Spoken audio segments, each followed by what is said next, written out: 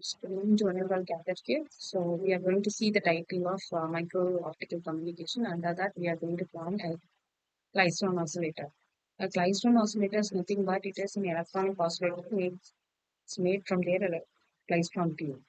The klystron is a vacuum tube that is used to generate or amplifier of power at their microwave frequency ranges. So we all know that oscillator means it generates its frequency by itself. So it is having a linear magnitude that generates microwaves.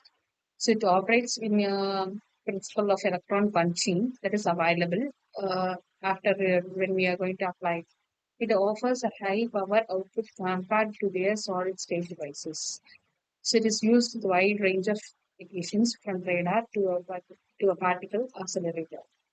So Klystron oscillator is a type of vacuum tube that utilizes the concept of electron bunching to produce the coherent microwave radiations. So it has solid state microwave sources, which is in a klystron boost up its to in higher power outputs. So main advantages is that you can use the various applications such as radar, communication system, medical equipments, and etc. So we are going to show the components. Before that, we will have a diagram. So this is a diagrammatic representation of your microwave oscillator. So here we are having a cathode and one anode. From that, we are going to separate through a vacuum tube. Vacuum tube is in the purple color, right? So that is your vacuum tube. And we have a bunches of electrons to be. This is actually called as two cavity klystron, which has a buncher cavity, and another one is called as catcher cavity. In a buncher cavity, all the bunches of electrons will be stored there. After that, some of their density of electrons will be leaving off, and that will be carried out by your catcher cavity, or the remaining things will be collected by their collector. And then it will be negatively supplied, that is, it will be eliminated. So the components we are going to see, that is core components which is available. First one is electron gun. So it is nothing but the component will be acting as a hot cathode, emitting their stream of electrons. An anode will be a positive voltage that's accelerated to their electrons, forming a well-focused beam.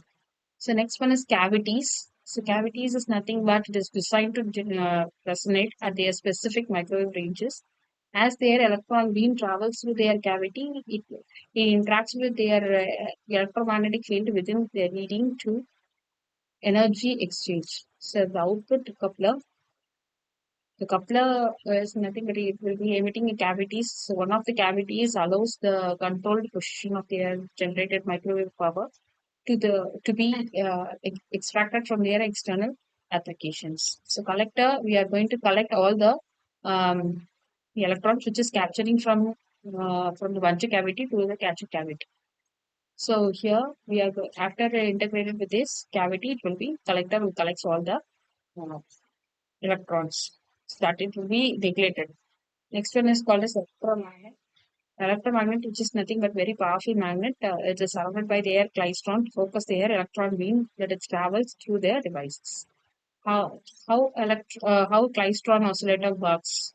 So electron beam is emitted from their electron gun. If this beam travels through their first cavity um, and it having a very weak microwave signal, so electrons will have a bunching there with the high velocity travel faster and reaches their cavity later. So electron bunches together due to their velocity modulation. So velocity modulation plays an important role here, the modulation which will be having.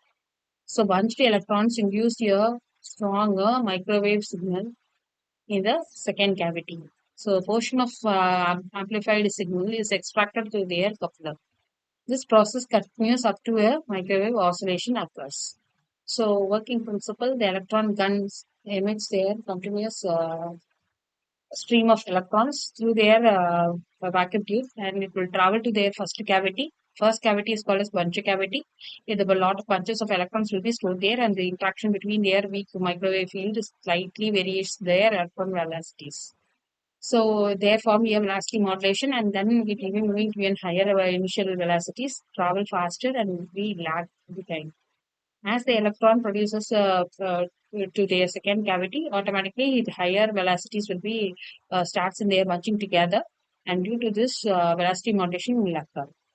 When this bunched electron beams enters into a second cavity, it will be interacts more efficiently with their microwave field, inducing their significant stronger microwave signal compared to their first cavity. So a small portion of amplified microwave power is extracted from the cavity through their output coupler for external use. The remaining electron continue the journey and they're collected in their collector electrode.